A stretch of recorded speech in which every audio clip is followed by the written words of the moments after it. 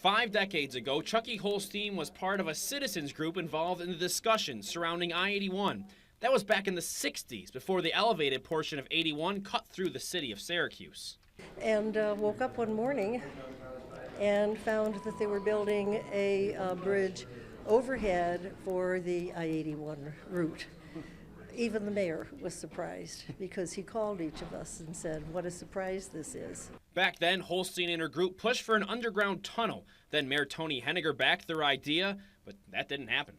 And Chucky says that when the Interstate I-81 bridge went up back in the 60s, entire neighborhoods were transplanted, something she doesn't want to see happen again to these businesses and for the people that work around here, as she believes the people are just as important as the money. Decades later, with that elevated section crumbling, she's back among the voices, pushing for the right decision for the highway. We're hoping that we can educate and inform and get the opinions of people from all walks of life. And that's why today with the commissioner, I said I think our citizen engagement has to go deep and broad.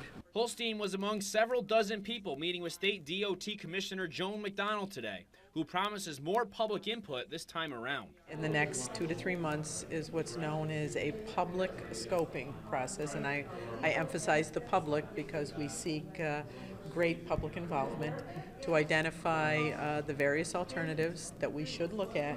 In addition to public meetings, McDonald and Holstein plan to use social media to get the community involved as much as possible.